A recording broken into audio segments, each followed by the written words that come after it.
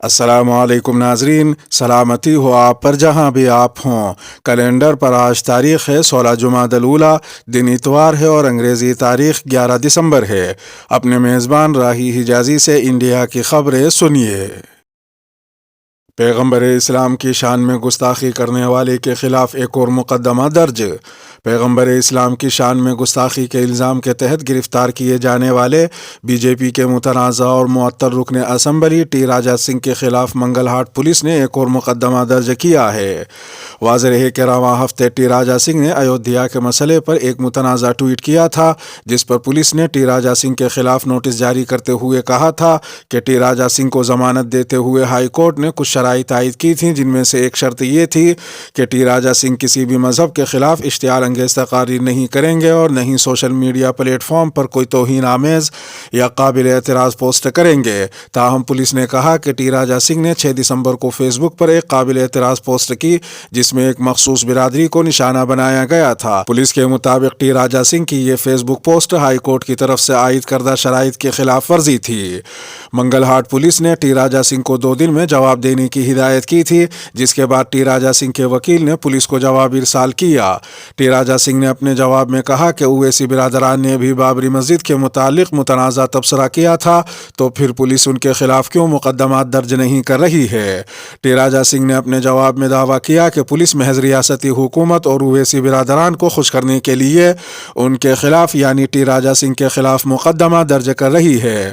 Police نے T راجا سنگھ کے اس جواب پر عدم اطمینان کا اظہار کیا ہے اور ٹی راجا سنگھ پر ایک اور مقدمہ درج کر لیا ہے۔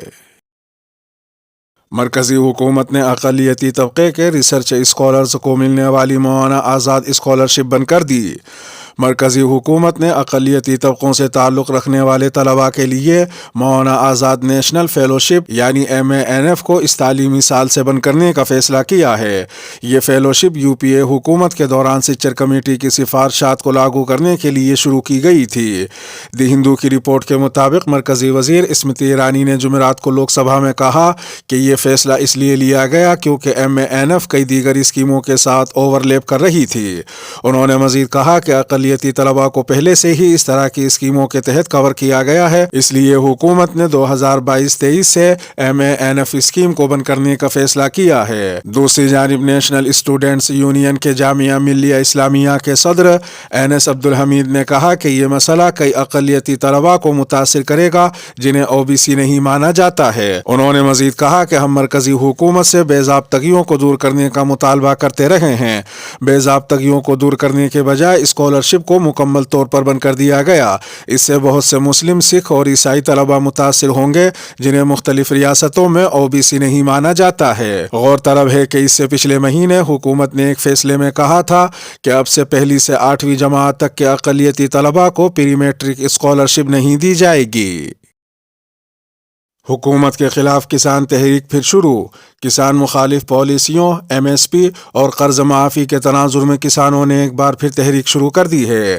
راجدھانی دہلی کے ٹیکری بارڈر پر 10 ستمبر کو نہ صرف کسانوں نے اپنی تحریک کا سرنو آغاز کیا بلکہ MSP نافذ کرنے اور مکمل قرض معافی کا مطالبہ کرتے ہوئے چندی گڑھ کوچ کا اعلان بھی کر دیا۔ قابل ذکر ہے کہ کسانوں نے ہریانہ اسمبلی کے بجٹ اجلاس کو دیکھتے ہوئے چندی گڑھ پہنچنے کا اعلان کیا ہے۔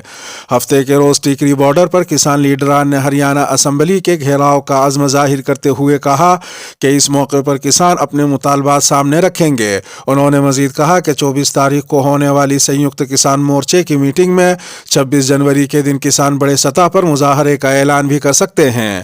کسان لیڈر مندیپ نتھوان نے کہا کہ MSP کے مطالبے کو لے کر ابھی تو وہ چندی گڑھ میں اسمبلی کے گھیراؤ کی تنبیہ کر رہے ہیں، لیکن MSP کا مطالبہ پورا کروانے کے لیے کسانوں کو اگر لال قلعے تک جانا پڑا تو بھی کسان پیچھے نہیں ہٹیں گے۔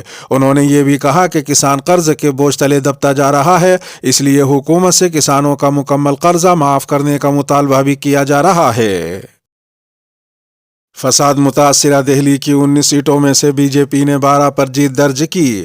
دہلی میونسپل کارپوریشن یعنی MCD انتخابات میں شکست کا سامنا کرنے کے باوجود بھارتیہ جنتا پارٹی نے یمنا پار کے علاقوں میں اچھی کارکردگی کا مظاہرہ کیا ہے، جو 2020 میں فرقہ وارانہ فسادات سے متاثر رہا، لیکن دہلی کے شمالی اور جنوبی علاقوں میں بھارتیہ جنتا پارٹی کی کارکردگی ناقص رہی۔ اعداد و شمار سے یہ جانکاری ملی ہے۔ تفصیلات کے مطابق شمال مشرقی دہلی میں جہاں فروری 2020 میں فرقہ وارانہ فسادات پھوٹ پڑے تھے، بی جے پی نے ضلع کے 19 وارڈوں میں سے 12 پر کامیابی حاصل کی ہے۔ وہیں عام آدمی پارٹی نے 4 اور کانگریس نے 2 سیٹوں پر کامیابی حاصل کی ہے اور 1 سیٹ آزاد امیدوار کے کھاتے میں گئی ہے۔ دوسری جانب MCD انتخابات میں جنوبی دہلی کے شاہین باغ علاقے میں 2 وارڈوں میں کانگریس کی خواتین امیدواروں نے کامیابی حاصل کی ہے۔ ادھر مصطفیٰ آباد میں کانگریس کی سبیلہ بیگم نے کامیابی حاصل کی۔ انہوں نے آل انڈیا مجلس اتحاد المسلمین کے امیدوار کو 6582 ووٹوں کے فرق سے شکست دی۔ واضح ہے کہ عام آدمی پارٹی نے بدھ کو MCD انتخابات میں 134 سیٹیں جیت کر بی جے پی کے 15 سالہ اقتدار کا خاتمہ کر دیا تھا۔ MCD کے 250 وارڈوں میں ہوئے انتخابات میں بی جے پی کو 104 سیٹیں ملی، جبکہ کانگریس کو صرف 9 سیٹیں ملی تھیں۔ 18 سال سے کم عمر مسلم لڑکیوں کی شادی کو قابل سزا جرم قرار دینے کا مطالبہ۔ سپریم کورٹ نے قومی کمیشن برائے خواتین کی طرف سے دائر درخواست پر مرکزی حکومت سے جواب طلب کیا ہے، جس میں تمام برادریوں کی خواتین اور مردوں کے لیے 18 سال کی یکساں شادی کی عمر کا مطالبہ کیا گیا ہے۔ چیف جسٹس DY چندرچوڑ اور جسٹس PS نرسمہا پر مشتمل بینچ نے اس درخواست پر لاء کمیشن سے بھی جواب طلب کیا۔ اس درخواست میں 18 سال سے کم عمر مسلم لڑکیوں کی شادی کو قابل سزا جرم قرار دینے کا مطالبہ کیا گیا ہے۔ اس درخواست میں دہلی ہائی کورٹ کے ایک حالیہ فیصلے کا حوالہ دیا گیا ہے، جس میں ایک 18 سال سے کم مسلم لڑکی کی شادی کو اس بنیاد پر اجازت دے دی گئی تھی کہ یہ مسلم پرسنل لاء کے تحت جائز ہے۔ درخواست میں دعویٰ کیا گیا کہ مسلم پرسنل لاء کے تحت 15 سال کی عمر تک پہنچنے والے بچے شادی کے اہل ہیں۔ درخواست گزار کے مطابق یہ نہ صرف منمانی، غیر معقول اور امتیازی سلوک ہے، بلکہ پوکسو ایکٹ 2012 کی دفعات کے خلاف بھی ہے، جو بچوں اور خاص طور پر لڑکیوں کو جنسی جرائم سے بچانے کے لیے نافذ کیا گیا ہے۔ ادھر ایک دوسری خبر میں مسلم پرسنل لاء بورڈ کے جنرل سیکریٹری مولانا خالد سیف اللہ رحمانی نے اپنے پریس نوٹ میں کہا ہے کہ یکساں سول کوڈ کے سلسلے میں جو پرائیویٹ بل پیش کیا گیا ہے وہ بہت ہی افسوسناک اور ملک کے اتحاد کو نقصان پہنچانے کی کوشش ہے۔ انہوں نے مزید کہا کہ انڈیا جیسا ملک جہاں دنیا کی سب سے زیادہ آبادی بستی ہے اور جو ڈھیر سارے مذہبی اور تہذیبی گروہوں کا مشترکہ وطن ہے، ان میں عقائد، سماجی زندگی کے طور طریق اور قومی روایات کا کافی فرق پایا جاتا ہے، ان سب کے لیے یکساں سول کوڈ ہرگز مفید نہیں ہو سکتا، بلکہ یہ یقینی طور پر نقصان دہ ثابت ہوگا۔ برسر اقتدار پارٹی محض اپنی فرقہ وارانہ سیاست کو تقویت پہنچانے کے لیے اپنے ارکان سے اس طرح کے بل پیش کراتی ہے جس کا مقصد ایک ہی تہذیب کو پورے ملک پر مسلط کرنا اور ہندوتو کے ایجنڈے کو آگے بڑھانا ہے۔ مولانا رحمانی کا یہ بھی کہنا تھا کہ all India Muslim personal law board اس کی سخت مخالفت کرتا ہے اور آئندہ بھی کرتا رہے گا، اور تمام سیکولر پارٹیوں سے بھی اپیل کرتا ہے کہ وہ حکومت کے دستور مخالف عزائم کو روکنے کی بھرپور کوشش کریں۔ یہی ملک سے محبت کا تقاضا ہے۔ سکھویندر سنگھ اتوار کو لیں گے ہماچل کے وزیر اعلیٰ کا حلف۔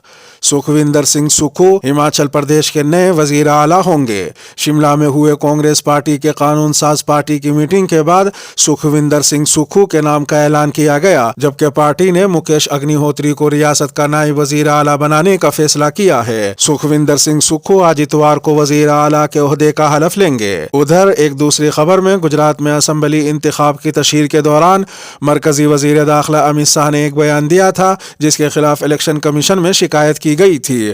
امت شاہ نے اپنے اس بیان میں کہا تھا کہ 2002 کے فسادات میں شامل لوگوں کو سبق سکھایا گیا تھا۔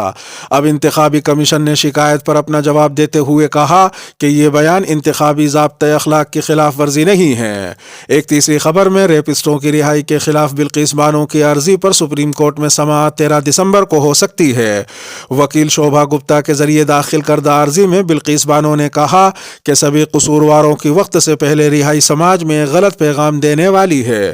بلقیس بانو نے کہا کہ سبھی قصورواروں کی رہائی کا فیصلہ نہ صرف عارضی دہندہ بلکہ اس کی بڑی ہو چکی بیٹیوں، اس کے کنبے، پورے سماج، قومیوں، بین الاقوامی سطح پر ایک جھٹکے کی شکل میں سامنے آیا ہے۔ جسٹس اجے رستوگی اور بیلا ایم تریویدی کی بینچ کے ذریعے 13 دسمبر کو اس عرضی پر غور کرنے کا امکان ہے۔